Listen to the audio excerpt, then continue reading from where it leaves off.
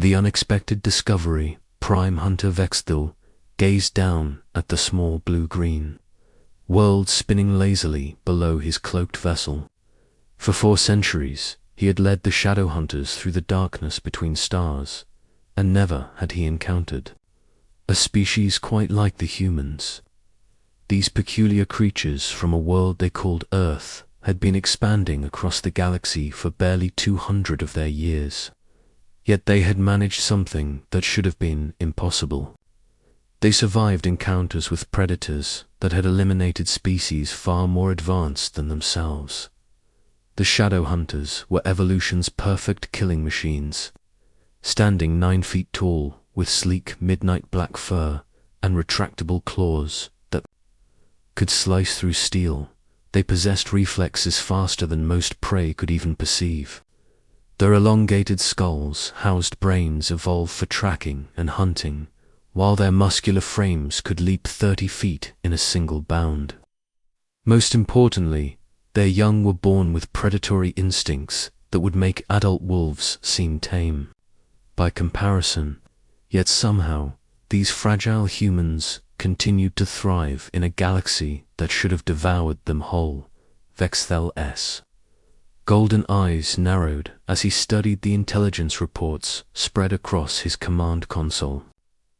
The human settlement on Zerion 7 was small and isolated, home to barely 3,000 colonists who had established what they called Haven's Rest, in a valley surrounded by dense alien forests. The planet itself was a death trap, populated by creatures that had adapted to hunt in perpetual twilight. Any rational species would have abandoned such a world within days. The humans had been there for 5 years and were thriving. His second-in-command, Hunt Leader Crikes, approached with silent steps that barely disturbed the air around him. The younger shadow hunter's silver-streaked fur rippled with barely contained energy as he spoke in their species' clicking, growling language. Prime Hunter, the humans show no signs of detecting our presence. Their defensive systems are primitive at best. We could eliminate the entire colony before their next sunrise.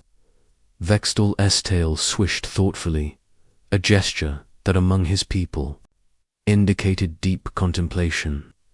That is precisely what troubles me, Crikes. Every time we have engaged humans directly, they have responded in ways that defy all natural law. They should flee or fight. Instead, they do things that make no sense. He paused, remembering reports from other hunting packs. Humans who had tried to communicate with shadow hunters in the middle of combat.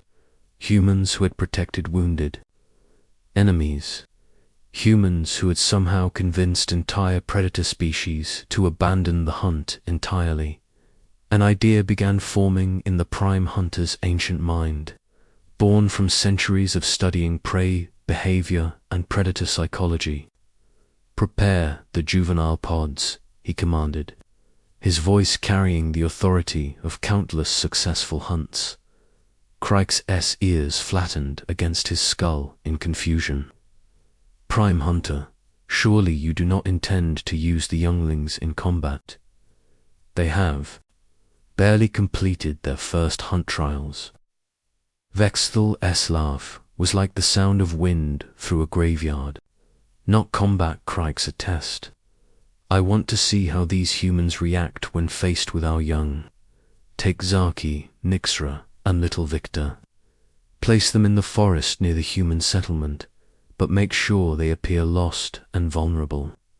The hunt leader's golden eyes widened with understanding and horror. "You would use our cubs to test the human's nature. Our cubs are born predators, Crikes. Even at their age, they could kill most adult prey species without effort. If the humans show their true cowardice, they will flee. If they reveal hidden aggression, they will attack. Either response will finally show us what these creatures truly are." Vexthil's claws extended slightly as he contemplated the possibilities. "But if I am wrong about their nature, then we will learn something far more valuable than any hunt could teach us. Within hours, the operation was underway. 3 shadow hunter cubs, each roughly the size of a terrestrial panther, but infinitely more dangerous, were carefully transported to a clearing 2 kilometers from Haven's Rest. Zaki, the eldest, at barely a year old, already showed the keen intelligence and razor instincts of his species. His sister Nixra possessed an almost supernatural ability to move without sound, while little Victor, the youngest, had eyes that could track prey in absolute darkness. The cubs had been given minor injuries, nothing that would truly harm them, but enough to make them appear vulnerable. They huddled together in the clearing, their natural camouflage making them nearly invisible against the dark foliage, and waited for the test to begin. Dr. Elena Vasquez was conducting her weekly ecological survey when she first noticed the unusual readings on her bioscanner.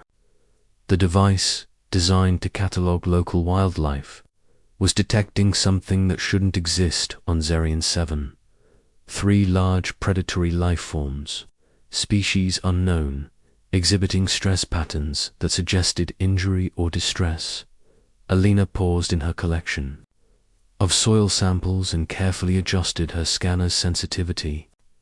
The readings were definitely real, and they were coming from the old-growth forest just ahead.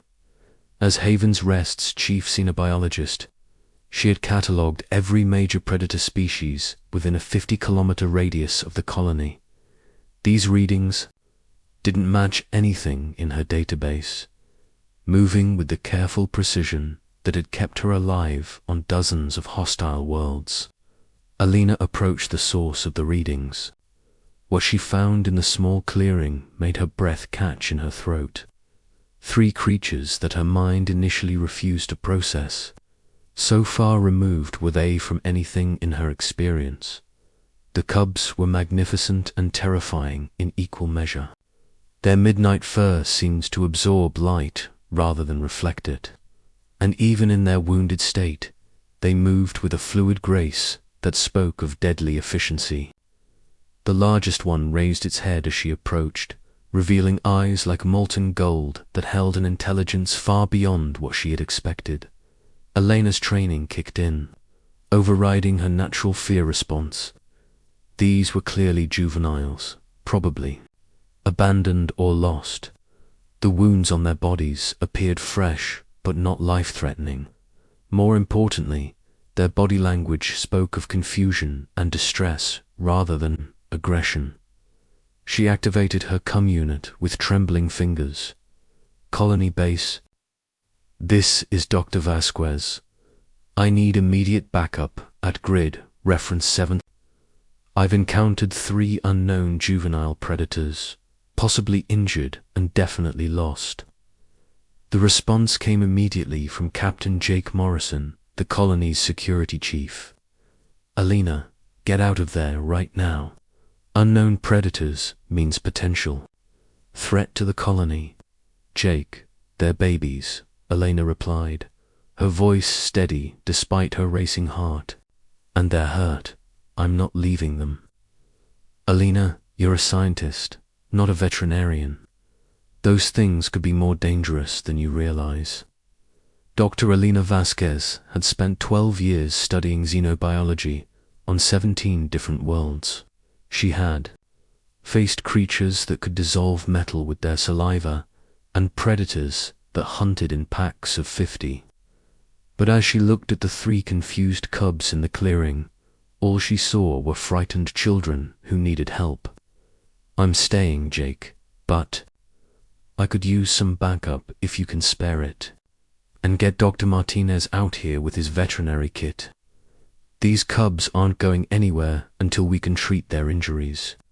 What happened over the next several hours would be recorded in colony logs as either the greatest act of human compassion or the most reckless endangerment of civilian lives in frontier history. Within 90 minutes, a full response team had assembled in the clearing. Dr. Carlos Martinez Haven's Rest veterinarian worked alongside Alina to assess the cubs' injuries, while Captain Morrison's security team maintained a careful perimeter. The cubs' response to human presence defied every expectation. Rather than fleeing or attacking, they seemed to recognize that help had arrived. They remained still while the humans examined their wounds, only occasionally making soft chirping sounds. That seemed more curious than threatening. Asterisk.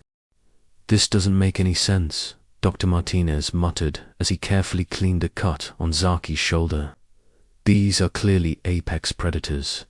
Look at those claws, those teeth. They should be trying to kill us. Alina, who was monitoring Nick's vital signs, looked up from her scanner. Maybe that's exactly the point. Look at their behavior patterns. They're exhibiting classic juvenile distress responses. Huddling for warmth, reduced movement, increased vocalization. They're not acting like predators. They're acting like scared children. Colony Director Lisa Chang arrived as the sun began to set, bringing with her the portable medical unit and a team of volunteers. A career diplomat who had negotiated first contact protocols with 14 different species, Lisa had seen enough interspecies interactions to recognize something unprecedented when it occurred. Status report, she requested, though her eyes never left the 3 cubs who were now resting comfortably under improvised shelter. Captain Morrison consulted his tablet. No signs of adult members of their species in the immediate area. The cubs appear to have been abandoned here. Dr. Martinez has treated their injuries, and they're responding well to basic medical care. The big question is what we do with them now. Lisa Chang had built her career on making difficult decisions under pressure, but this situation was unlike anything in her diplomatic experience. Standard protocols for dealing with unknown predators called for either elimination or immediate evacuation. But looking at the 3 cubs, who seemed to be watching the humans with expressions that could only be described as grateful, she made a decision that would change the course of galactic history. We take them back to the colony, set up temporary housing in Medical Bay 3, round-the-clock monitoring, and care until we can figure out what species they belong to and how to contact their people. Director, with respect, that's incredibly dangerous, Captain Morrison protested. We don't know anything about these creatures or their capabilities. Look at them, Jake, Lisa replied quietly. They're children who were hurt and alone. Maybe I'm wrong. Maybe this will be the decision that gets us all killed. But if I'm right, if we show them kindness when they're vulnerable, maybe we'll learn something valuable about making friends instead of enemies. As the human rescue team carefully transported the 3 cubs back to Haven's Rest, none of them noticed the cloaked observation posts hidden in the forest canopy. Vexthal watched the entire operation through his advanced sensors, his centuries of predatory experience struggling to process what he was witnessing. Hunt leader Crikes materialized. Beside him, his own disbelief evident in every line of his posture. Prime Hunter, the humans are not fleeing. They are not attacking. They are ... caring for our young. Vexthal's golden eyes remained fixed on the retreating human convoy. In 400 years of existence, he had encountered thousands of species, across hundreds of worlds. Some fought, some fled, some tried to negotiate or bargain, but none had ever voluntarily taken responsibility for the offspring of a species they had never encountered before. This changes everything, the Prime Hunter whispered, though he was not yet sure exactly what it changed or how. All he knew was that the test he had devised to reveal human nature was revealing something he had never expected to find in the galaxy's vast darkness. Below in Haven's Rest, the 3 shadow hunter cubs were settling into their new temporary home, surrounded by humans who were learning that sometimes the greatest strength comes not from the ability to destroy, but from the courage to protect and nurture those who cannot protect themselves. The transformation of understanding. 2 weeks had passed since the cubs arrived at Haven's Rest, and the transformation was remarkable. What had begun as a medical emergency had evolved into something unprecedented in galactic history. The 3 shadow hunter cubs had not only recovered from their injuries, but had begun to display behaviors that would have been impossible among their species. ZAR. Single quotes, key. The eldest had developed an unusual fascination with the colony's children. Instead of viewing them as potential prey, he seemed to understand that they were young like himself, requiring protection rather than predation. His sister Nixra had taken to following Dr. Elena Vasquez on her daily rounds, learning to distinguish between harmful and beneficial plants with an eagerness that suggested genuine curiosity rather than hunting instinct. But it was little Victor who had undergone the most remarkable change. The youngest cub had formed an attachment to Maria Santos, a 6-year-old girl whose parents worked in the colony's agricultural division.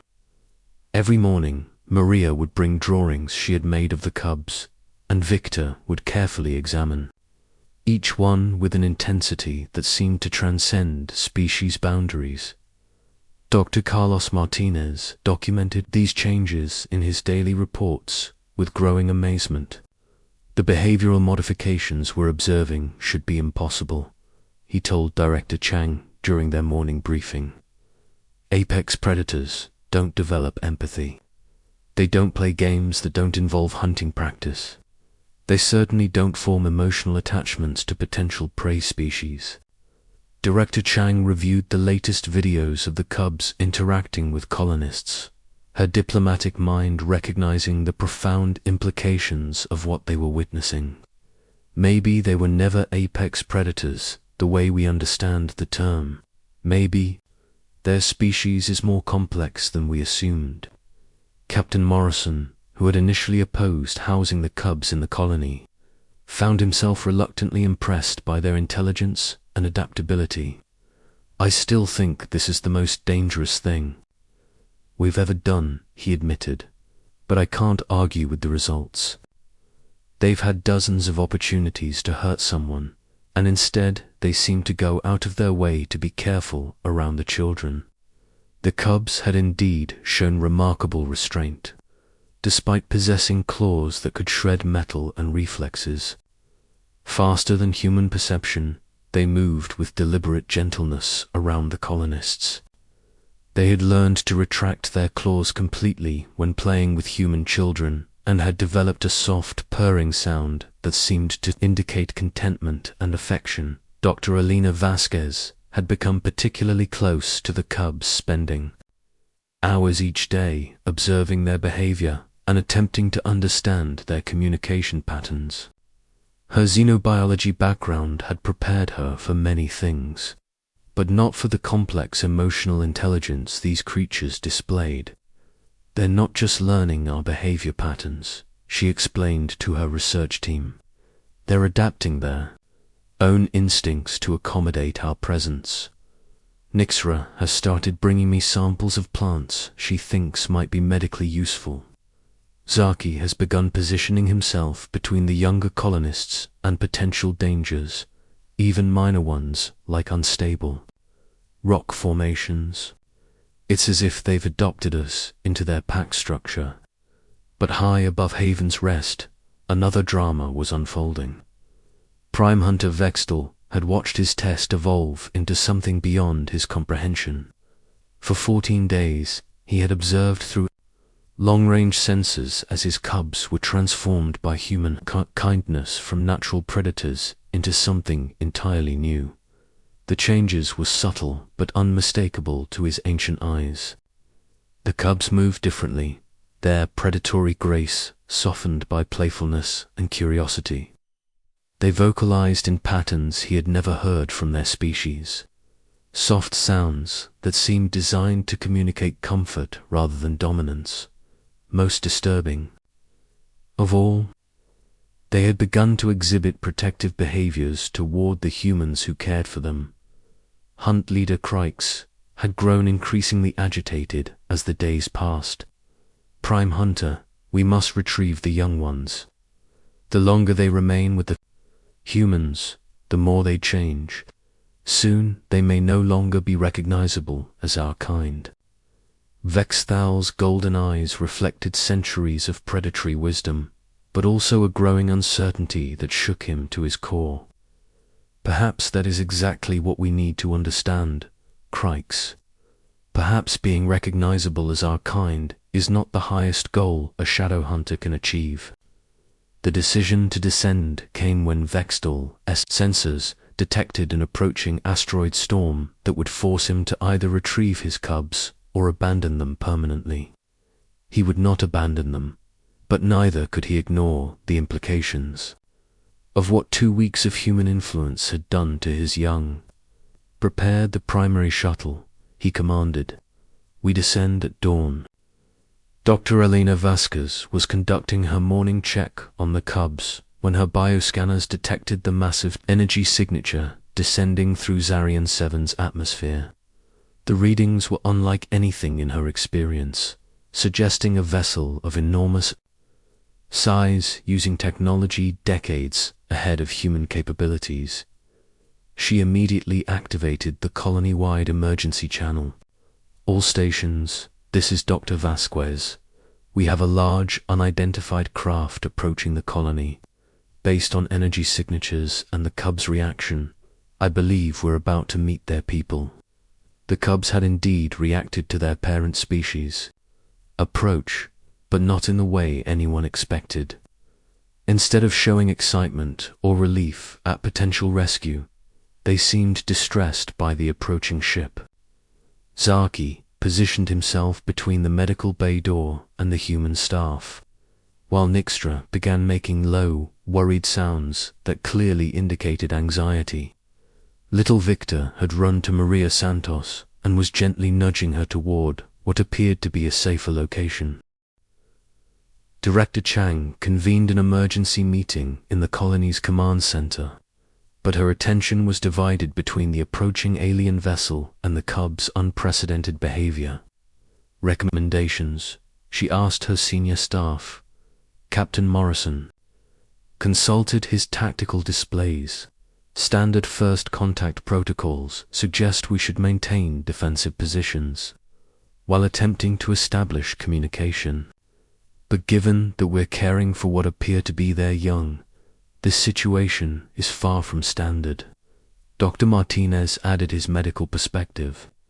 The cubs are exhibiting clear signs of stress about the approaching ship. If these are their people, their reaction suggests they don't want to leave us. That could indicate either positive attachment to humans or fear of their own species. Alina, who had rushed to the command center from the medical bay, brought the most crucial information. The cubs are actively trying to protect us.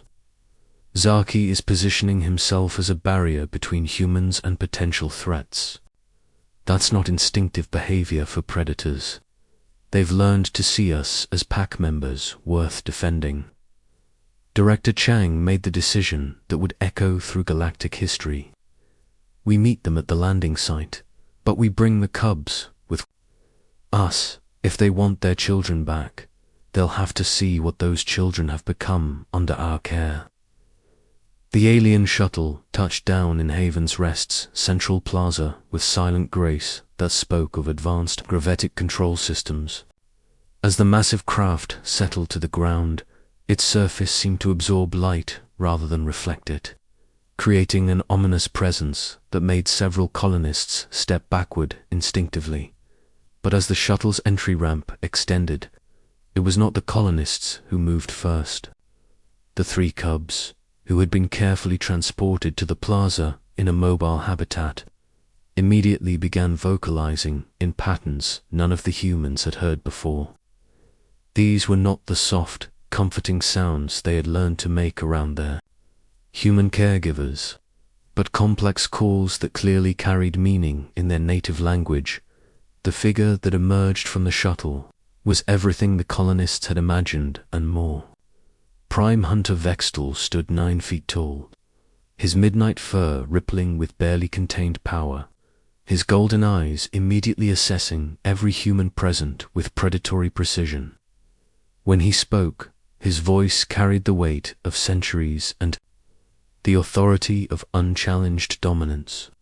I am Vextal, Prime Hunter of the Shadow Pack. You have something that belongs to me. Director Chang stepped forward, her diplomatic training overriding her natural fear response. I am Lisa Chang, Director of Haven's Rest Colony. Your children were injured and alone when we found them. We've provided care and protection. The Prime Hunter's gaze swept over the assembled humans, noting their defensive positions, their obvious fear, and their stubborn determination to stand between him and his cubs.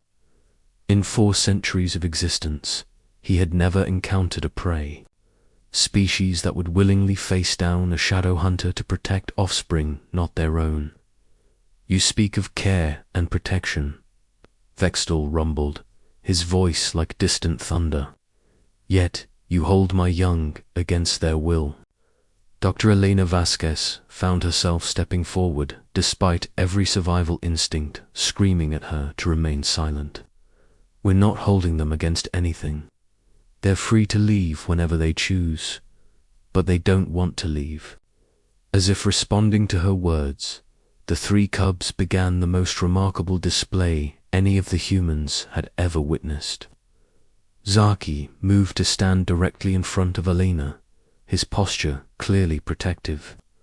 Nixra positioned herself between the Prime Hunter and Captain Morrison, while little Victor actually began pushing Maria. Santos behind him with gentle nudges. Vextal's ancient mind struggled to process what he was seeing. His cubs, born predators who should have been incapable of such behavior, were actively defending the humans who had cared for them. This was not learned behavior. This was fundamental change at the level of instinct and identity. They defend. You, he said, his voice filled with wonder and confusion. My young, bred for hunting, trained for killing, choose to defend prey species over their own kind. Director Chang recognized the crucial moment when it arrived. They don't see us as prey, Vextal, and we don't see them as predators. They're children who needed help, and were people who chose to provide it. What they've become in the past 2 weeks isn't a betrayal of their nature, it's an expansion of it. The Prime Hunter slowly lowered himself into a crouch, bringing his massive form closer to the eye level of the humans around him. For the first time in centuries, he was seeing his species through alien eyes, and what he saw challenged everything he had believed about the nature of strength and survival. I placed them here as a test, he admitted, his voice carrying a weight of revelation. I expected you to flee in terror or attack in fear. I never expected you to choose kindness toward creatures you had never seen before. Dr. Martinez stepped forward, his veterinarian's perspective adding crucial context. Kindness toward creatures we'd never seen before is exactly what makes us human. It's not always the smartest choice, but it's consistently our choice. Rose to his full height and walked slowly around the group, observing the intricate relationships that had formed between his cubs and the humans. He saw little Victor gently playing with Maria's hair while she showed him another drawing. He watched Nixra bring Alina a sample of local flora with obvious pride. He observed Zaki as careful attention to the smaller human children, his predatory instincts transformed into protective vigilance. You have done something I believed impossible, the Prime Hunter said finally. You have shown my young that strength can come from protection rather than predation. that intelligence can be used for nurturing rather than hunting, that survival can mean cooperation rather than conquest. Captain Morrison, emboldened by the increasingly peaceful tone of the conversation, asked the question that had been troubling him. What happens now? Do you take them back? Do they stay with us? Can our species find a way to coexist? Vextel's laugh was like wind through ancient trees, carrying both sorrow and hope. Hunt leader Crikes will be horrified. My pack will struggle to understand what has happened here. But I have lived for 4 centuries, and in all that time, I have never seen anything more powerful than what you have accomplished with these cubs. The Prime Hunter activated a communication device from his shuttle and began speaking in the complex clicking language of his people. The conversation lasted several minutes and included what sounded like heated disagreement from the other end. Finally, Vextel closed the communication and turned back to the assembled humans. I have just informed the Shadow Pack leadership that we will establish permanent, peaceful contact with human space. My cubs will serve as the first ambassadors between our species, living part of their time with their birth pack and part with their chosen human family. Director Cheng felt tears welling in her eyes as she realized the magnitude of what had just been accomplished. You're saying they can stay. I am saying something far more important, Vextel replied. I am saying that you have taught an ancient predator species that there are forms of strength we never knew existed, that sometimes the mightiest warriors are those who choose to nurture instead of destroy. As the sun set over Haven's Rest, casting long shadows across the plaza, the 3 Shadow Hunter cubs played with human children while their biological father and adoptive human parents began planning the first interspecies cultural exchange. In galactic history, within months, the story of Haven's Rest would spread across human space and beyond. Other predator species, intrigued by reports of shadow hunters abandoning the hunt, would send their own observers. Some would test humanity in their own ways, but all would eventually reach the same conclusion that Vextel had discovered. In a galaxy where survival had always meant becoming the most feared predator, humanity had achieved something far more remarkable. They had transformed their greatest potential enemy into their most devoted protector simply by showing kindness to children who weren't even their own species. The cubs grew to become the foundation of a new era in galactic relations, living proof that strength comes in many forms, and that sometimes the greatest victory is achieved not through conquest, but through the simple choice to care for those who need protection. The test had indeed revealed the true nature of humanity, but the result had been a transformation that changed not just one species, but the entire understanding of what it meant to be strong in an infinite and dangerous universe. Asterisk,